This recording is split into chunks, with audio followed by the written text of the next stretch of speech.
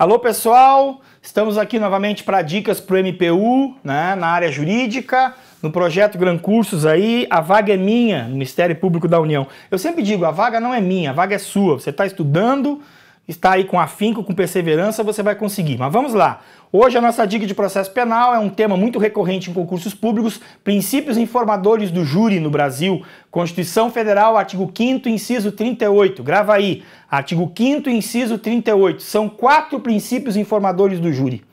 Você tem que saber isso. Princípio da plenitude de defesa, princípio do sigilo das votações, princípio da soberania dos veredictos e princípio da competência para julgar os crimes dolosos contra a vida. Também é princípio. Artigo 5º, inciso 38, alíneas A, B, C e D, ok? Vamos passar aqui que eu tenho algumas dicas para vocês sobre o primeiro princípio. Bom, melhor, só sobre soberania dos veredictos, vamos voltar aqui, fechou. Então vamos lá, primeiro princípio, plenitude de defesa. O que significa plenitude de defesa? Vamos ter que fazer aqui uma síntese para você entender isso de uma forma bem rápida. A defesa técnica é a defesa realizada através de advogado, quem tem conhecimento técnico. A gente fala que ela é obrigatória, né? Capacidade postulatória, atos privativos da advocacia, estatuto da OAB. A defesa técnica, voltando, a defesa técnica, ela pode se valer no âmbito do júri de questões que extrapolam a lei, de argumentos que transcendem a lei e sua interpretação. Como assim, professor José Carlos? Um juiz togado, um juiz que não é leigo, ele tem que decidir pelo sistema da livre persuasão racional ou livre convencimento motivado, ok? Ele tem que decidir com amparo na lei. Se ele utilizar a jurisprudência é a interpretação da lei por tribunais. Se ele motivar na doutrina, a doutrina também interpreta a lei. Agora, no âmbito do júri, quem vai julgar são juízes não togados. São os 7 jurados que compõem o conselho de sentença. São os juízes leigos. Então a defesa técnica, presta atenção nisso, a defesa técnica no âmbito do júri, ela pode se valer de questões que vão além da lei, que transcendem a lei, que extrapolam a lei e sua interpretação. Por isso que é muito comum no júri um advogado ficar 20, 30, 40 minutos falando de religião, da Bíblia, ou lendo uma notícia sensacionalista, ou utilizando de argumentos filosóficos, políticos, culturais. Ele pode se valer disso no júri? Sim, porque aqui ele utiliza a plenitude de defesa. A defesa técnica pode se valer de questões que vão além da lei, já que quem vão julgar são juízes leigos. Sempre que ocorre um crime doloso contra a vida, a primeira coisa que nós todos da sociedade perguntamos: fulano matou fulano. Por quê? Por quê? A gente quer saber o porquê, qual a motivação. E é essa motivação que só a sensibilidade de cada localidade, nesse imenso território que é o nosso brasileiro, de cada local, que vai dizer que aquela conduta é justa ou injusta, que aquela conduta é tolerável ou intolerável, se ela é repugnante ou não. Então, por isso que o advogado, a defesa técnica, pode se valer de questões regionais, culturais, sensacionalistas, religiosas. Os jurados, quando eles votam, eles não precisam motivar as suas decisões. Eles julgam pelo sistema da íntima convicção. Eles só respondem sim ou não aos quesitos. Então, somente, nem a letra deles eles podem colocar no sim ou não. As cédulas já vêm prontas, ok? Sim ou não. Então, por isso que nós temos a plenitude de defesa. Pode, por fim, a defesa técnica se valer de questões que vão além da lei e sua interpretação. Outra coisa que é muito defendido pela maioria da doutrina moderna, dentro dessa ideia de plenitude de defesa, se o réu falar no seu interrogatório e trouxer uma tese que destoe da defesa técnica, se o réu quiser falar, a autodefesa ela é facultativa. Se o réu quiser falar no seu interrogatório e ele trouxer outra tese que destoe da tese alegada pelo defensor técnico, o juiz também deverá quesitar essa tese aos jurados, em razão da plenitude de defesa. Existe entendimento jurisprudencial contrário, mas numa prova dissertativa seria, né, um plus que você poderia colocar, faça a ressalva que existe jurisprudência do Supremo também em sentido contrário. E por fim, falar em soberanias da defesa é mencionar o artigo 5º, ou melhor, perdoe-me, o artigo 497, inciso 5. Agora sim, o artigo 497, inciso 5. O 497 fala das atribuições do juiz presidente do júri. O júri, né, o juiz togado no júri, ele preside, ele tem poder de polícia, inclusive na sessão plenária. E ele tem atribuições. Essas atribuições, algumas delas, já que não é números clausos, estão previstas essas atribuições no 497. O inciso 5 fala o seguinte, que é o que nos interessa. O juiz deverá nomear defensor ao acusado quando considerá-lo indefeso. Sublinha isso. Nomear defensor ao acusado quando considerá-lo indefeso, podendo, neste caso, dissolver o conselho de sentença e designar novo dia para o julgamento com a nomeação e constituição de um novo advogado. Então, o que quer dizer aqui? Não basta nós termos um defensor superficialmente presente na sessão plenária, formalmente presente, só a presença física ou sua assinatura. Não. A defesa, ela precisa ser efetiva. Tem jurisprudência do Supremo já nesse sentido. Ou seja, a defesa tem que ser real, a defesa tem que ser concreta, a defesa tem que ser fundamentada, impugnando os argumentos da acusação na medida que puderem ser feitos. É óbvio.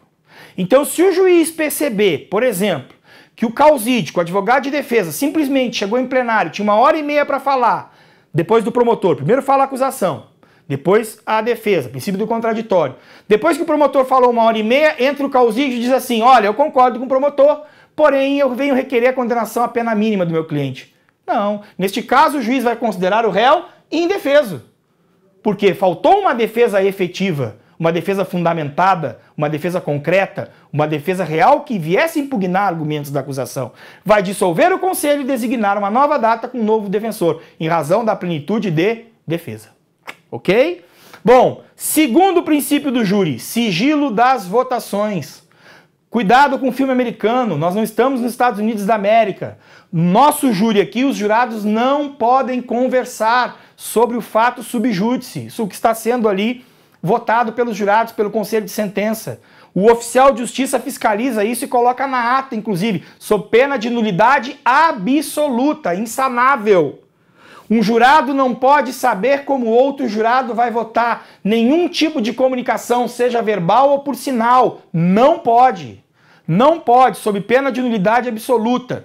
Os jurados, eles se reúnem, ao final o juiz pergunta se eles estão aptos a julgar, antes de elaborar os quesitos, o juiz elabora os quesitos, e eles vão para uma sala especial, uma sala secreta, uma sala especial, onde quem é que vai estar nessa sala?